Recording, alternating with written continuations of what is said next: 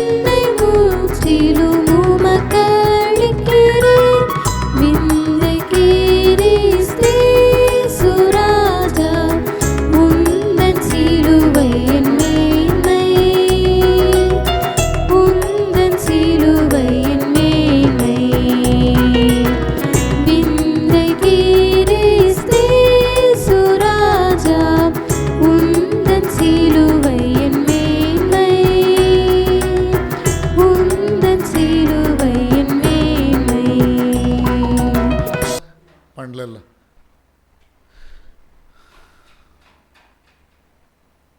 ஆண்டவராகிய இயேசு கிறிஸ்துவின் நாமத்தினாலே உங்களுக்கு என்னுடைய அன்பான வணக்கத்தையும் வாழ்த்துக்களையும் தெரிவித்துக் கொள்கிறேன். இன்றைய இரவு தியானத்திற்கு ஆதாரமாக ஏசாயா 53 அதிகாரம் 4 வசனம். ஏசாயா 53 அதிகாரம் 4 வசனம். மெய்யாகவே அவர் நம்முடைய பாடுகளை ஏற்றுக்கொண்டு நம்முடைய துக்கங்களை சுமந்தார். மெய்யாகவே அவர் நம்முடைய பாடுகளை ஏற்றுக்கொண்டு நம்முடைய துக்கங்களை சுமந்தார். ஆண்டவராகிய இயேசு கிறிஸ்து பிறப்பதற்கு ஏறத்தாழ 700 ஆண்டுகளுக்கு முன்பதாக அவருடைய பிறப்பு, அவருடைய வளர்ப்புடைய பாடு, மரணம் போன்றவற்றை ஏசாயா தரிசிக்கிறார். தரிசிக்கும் பொழுது அவர் சொல்லுகிறார், இந்த ஆண்டவர், கன்னிகையின் வயிற்றிலே பிறக்கிற இந்த ஆண்டவர், இந்த உலக இரட்சகர், அவர் நம்முடைய பாடுகளை ஏற்றுக்கொண்டு நம்முடைய துக்கங்களை சுமப்பாராம். பாடுகள் நிறைந்த உலகத்திலே வாழுகிறோம். தேவ பிள்ளைகளும் சில நேரம் உபத்திரங்களின் வழியாய், பாடுகளின் வழியாய் கடந்து செல்ல வேண்டியது இருக்கும் என்று வேதம் சொல்லுகிறது. சங்கீதம் 34:19 வாசித்து பாருங்கள். நீதிமானுக்கு வரும் துன்பங்கள் அநேகமாயிருக்கும் என்று வேதம் சொல்லுகிறது. அப்போஸ்தலர்கள் சீஷர்களுடைய மனதை திடப்படுத்தினார்களாம். என்ன சொல்லி திடப்படுத்தினார்கள்? அப்போஸ்தலர் 14:22 வாசித்து பாருங்கள். நம்ம அநேக உபத்திரவங்களின் வழியாய் தேவனுடைய ராஜ்யத்திலே பிரவேசிக்க வேண்டும் என்று சொல்லி அப்போஸ்தலர் சீஷர்களுடைய மனதை திடப்படுத்தினார்களாம்.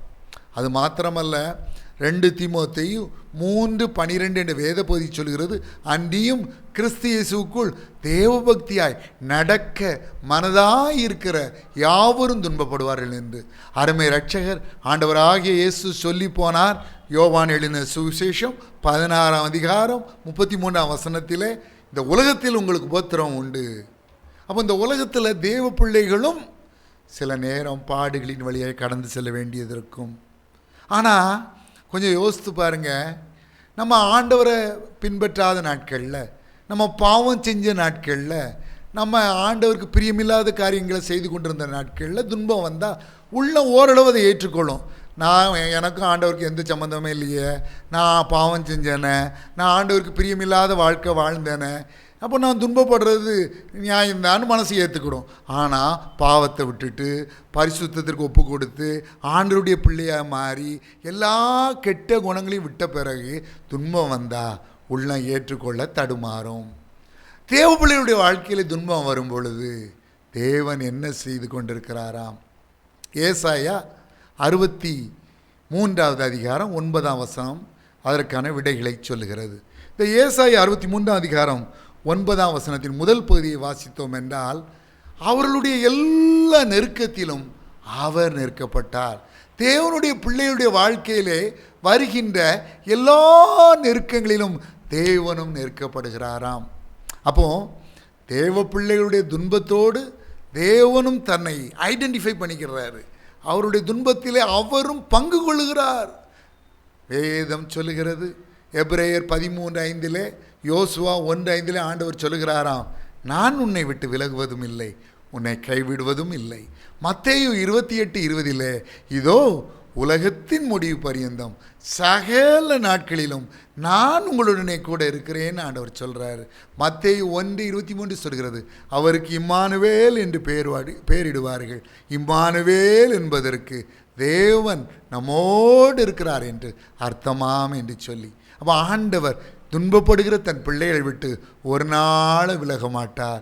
அவர்களோடு கூட என்றென்றும் இருப்பார், என்றென்றும் இருப்பார். அது தேவ பிள்ளைகள் ஒரு நாளும் மறக்கக்கூடாது. அப்போ அவருடைய எல்லா நெருக்கத்திலும் அவர் நெருக்கப்பட்டார். இரண்டாவது, தேவ பிள்ளைகளுடைய வாழ்க்கையிலே துன்பங்கள் வரும் பொழுது தேவன் என்ன செய்கிறாராம்? அதே ஏசாயா 63 அதிகாரம் 9 வசனம், அவர் தமது அன்பி நிமித்தமும் தமது பரிதாபத்தின் நிமித்தம் அவர்களை மீட்டு பூர்வ நாட்களிலெல்லாம் அவர்களை தூக்கி சுமந்து வந்தார். தேவ பிள்ளையுடைய வாழ்க்கையிலே துயரங்கள், பாடுகள், கஷ்டங்கள், வேதனைகள் வரும் பொழுது தேவன் அவர்களை தனியே நடக்க விட மாட்டார், தூக்கி சுமந்து செல்வார். ஏசாயா 46 அதிகாரம் 3-4 வசனங்களை வாசித்து பாருங்கள். யாக்கோபின் சந்ததியாரே, இஸ்ரவேலின் சந்ததியில் மீதியாகிய சகல ஜனங்களே, எனக்கு செவி கொடுங்கள். தாயின் வயிற்றில் தோன்றினது முதல் உங்களை ஏந்தி, தாயின் கற்பத்தில் உற்பத்தியானது முதல் உங்களை தாங்கினேன். உங்கள் முதிர் வயது வரைக்கும் அப்படி செய்வேன். நரை வயது மட்டும் உங்களை தாங்குவேன். இதுவரைக்கும் நான் அப்படி செய்து வந்தேன். இனிமேலும் நான் ஏந்துவேன், சுமப்பேன், தப்புவிப்பேன்றார். தூக்கி சுமக்கிற நல்ல தகப்பன் அவர். உபாகமம் 1:31 சொல்கிறது, ஒரு மனிதன் தன் பிள்ளையை சுமந்து கொண்டு வந்தது போல நீங்கள் இவ்விடத்திற்கு வருகிற வரைக்கும் உங்கள் தேவனாய் கர்த்தர் உங்களை சுமந்து கொண்டு வந்ததை கண்டீர்களே. நம்மை தூக்கி சுமக்கிற ஒரு தகப்பன். சிறு பிள்ளைகள் நடக்கும் பருவத்தில் வந்துவிட்டால் அவர்கள் நடப்பதை தான் எல்லா பெற்றோரும் விரும்புவார்கள். அந்த பிஞ்சு கால்களை அடிமேல் அடி வைத்து நடக்கும் அழகை ரசிப்பார்கள். ஆனால் கொஞ்சம் யோசித்து பாருங்கள், ரோட்டிலே வேகமாக ஒரு கார் வந்து விட்டால் பிள்ளைகளை அப்படி நடக்க விட்டு வேடிக்கை பார்ப்பார்களா? உடனே தூக்கி விடுவார்கள் அல்லவா? ஒருவேளை அந்த பிள்ளை வியாதியினால் பலவீனப்பட்டு இருக்குமானா அதை நடக்க அனுமதிக்கவே மாட்டார்கள். எப்பொழுதும் தூக்கி வைத்து கொண்டே இருப்பார்கள். அதே போல தான் ஆண்டவருடைய அன்பு. முதலாவது துயர நேரத்தில் நம்மோடு கூட சேர்ந்து அவரும் அந்த துயரத்தை அனுபவிக்கிறார். இரண்டாவதாக அந்த துயரம் நம்மை தாக்கிவிடக்கூடாது என்பதற்காக நம்மை தூக்கி சுமந்து செல்கிறார். ஒரு பக்தன் என்பதாக இது ஃபுட் பிரிண்ட்ஸ் ஆன் சாண்ட் என்ற கவிதையிலிருந்து எடுக்கப்பட்ட ஒரு சம்பவம். ஒரு பக்தனுக்கு முன்பதாக ஆண்டவர் 2 பாதைகளை காட்டினார். ஒரு பாதை நல்ல பாதை, இன்பமான தென்றல் வீசும் பாதை, பழம் தரும் மரங்கள் நிரம்பிய பாதை, செடி கொடிகள் நிரம்பிய அருமையான பாதை. இன்னொரு பாதை கல்லும் முள்ளும் நிரம்பிய கரடு முரடான பாதை. இந்த நல்ல பாதையிலே 2 ஜோடி காலடித்தடங்கள் காணப்பட்டது. ஆனால் கல்லும் முள்ளும் நிரம்பிய கரடு முரடான பாதையிலே இரத்தம் தோய்ந்த ஒரே ஒரு ஜோடி காலடித்தடம் காணப்பட்டது. இதை கண்ட பக்தனுடைய உள்ளம் அதிகமாய் சோர்ந்து போனது. அவன் ஆண்டவரிடத்திலே சொன்னான், ஆண்டவரே, நல்ல நிலத்திலே என்னோடு கூட நடந்து வந்தீர். ஒன்று உம்மை உம்மை காலடித்தடம், இன்னொன்று என் காலடித்தடம். நான் கல்லும் முள்ளும் நிரம்பிய பாதையில் என்னை தனியாக விட்டுட்டு போயிட்டீங்கப்பா. ஒரே ஒரு ஜோடி காலடித்தடம் தானே காணப்பட்டுச்சு அப்படின்னு சொன்னான். அப்போ ஆண்டவரனை பார்த்து சொன்னாரா, மகனை தவறு செய்து விட்டாய். நீ பார்க்கிற அந்த ரத்தம் தோய்ந்த ஒரு ஜோடி காலடித்தடம் உன்னுடையது அல்ல, உன்னை தூக்கி சுமந்த என்னுடைய காலடித்தடம். நல்ல பாதையிலே உன்னோடு நடந்து வந்தேன், ஆனால் கல்லும் முள்ளும் நிரம்பிய கரடு முரடான பாதையிலே உன்னை நான் நடக்கவே விடவில்லை, உன்னை தூக்கி சுமந்து சென்றேன் என்றாராம்.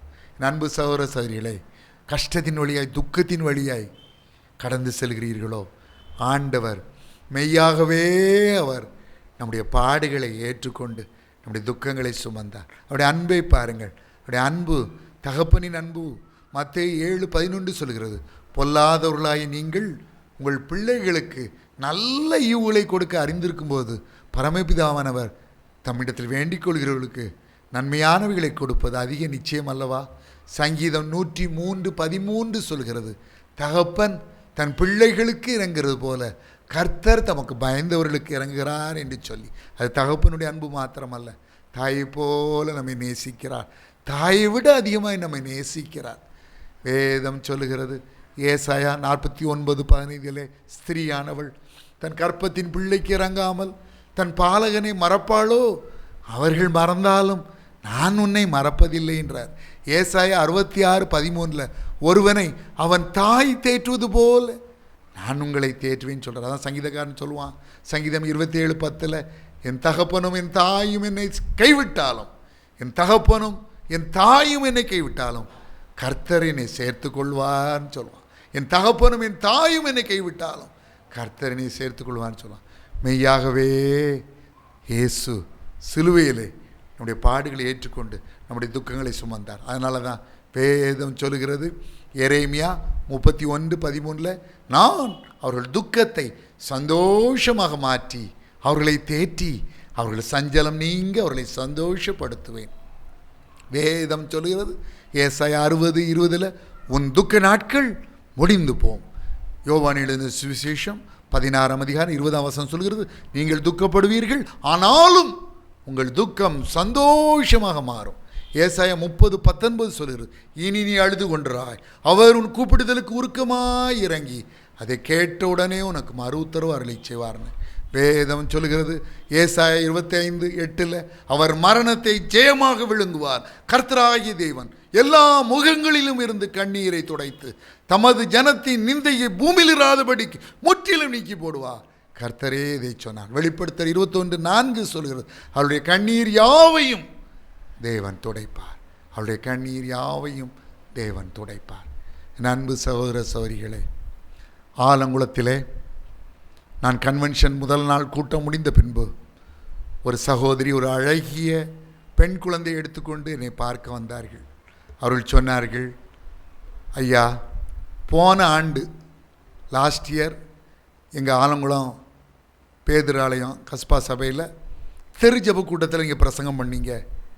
பிரசங்கம் முடிஞ்சு ஜெபம் பண்ணீங்க. நானும் சேர்ந்து ஜெபம் பண்ணேன். எனக்கு 8 வருடங்களாக குழந்தை பாக்கியம் இல்லாமல் இருந்துச்சு. குழந்தை பாக்கியத்துக்காக காத்திருந்தோம். நான் ஜெபம் பண்ணேன். ஆண்டவர் எனக்கு அந்த கூட்டத்தில் உங்கள் ஜெப வேளையில் ஒரு வாக்குத்தத்தம் கொடுத்தார். இன்றைக்கி இந்த அழகிய பெண் குழந்தையை கொடுத்துருக்கிறார் என்று சொல்லி ஒரு அழகான பெண் குழந்தையை கொடுத்து ஜெபித்து விட்டு சென்றார்கள். அவர் உங்கள் கண்ணீரை அவர் தம்முடைய துருத்தியிலே வைத்திருக்கிறார். அவைகளை அவர் தமது கணக்கிலே வைத்திருக்கிறார். உங்களுக்கு கண்டிப்பாய் பலன் அளிப்பார். உங்கள் இருதயம் கலங்காதிருப்பதாக, உங்கள் இருதயம் கலங்காதிருப்பதாக. நாம் ஜெபிக்கலாம். அன்பு தகப்பனே, உம்முடைய பிள்ளைகளின் துக்கத்திற்கு என்ன காரணம் என்று நான் அறிய, நீர் அறிவீர். அந்த துக்கத்தை சந்தோஷமாய் மாற்றும். ஒருவேளை குழந்தை பாக்கியம் ஆசீர்வாதத்திற்காய் 8 வருடங்களாக குழந்தை பாக்கியம் ஆசீர்வாதத்திற்கு காத்து நிற்ந்த அந்த சகோதரிக்கு ஆண்டவர் அற்புதம் செய்தது போல எனக்கும் அற்புதம் செய்ய வேண்டும் என்று ஜெபிக்கிற பிள்ளைகளை உடைய கருத்தலை தருகிறேன். அவர்களுக்கும் அற்புதம் செய்யும். இந்த நாட்களிலே மனம் இறங்கும்.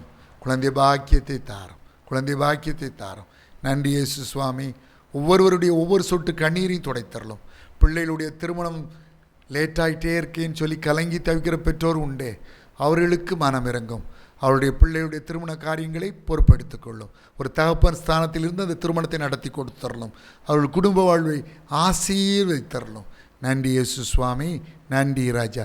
வியாதியினால் பலவீனப்பட்ட ஒவ்வொருவருக்காகவும் ஜெபிக்கிறேன். இயேசு கிறிஸ்துவின் வல்லமுள்ள நாமத்தினாலே சகல வலிகளும் வியாதிகளும் பலவீனங்களும் நோய்களும் நீங்கும்படி கட்டளை கொடுக்கிறேன். இயேசு கிறிஸ்துவின் வல்லமுள்ள நாமத்தினாலே சகல வலிகளும் வியாதிகளும் பலவீனங்களும் நோய்களும் நீங்கும்படி கட்டளை கொடுக்கிறேன். இயேசு கிறிஸ்துவின் வல்லமுள்ள நாமத்தினாலே சகல வலிகளும் வியாதிகளும் பலவீனங்களும் நோய்களும் நீங்கும்படி கட்டளை கொடுக்கிறேன். நன்றி இயேசு சுவாமி.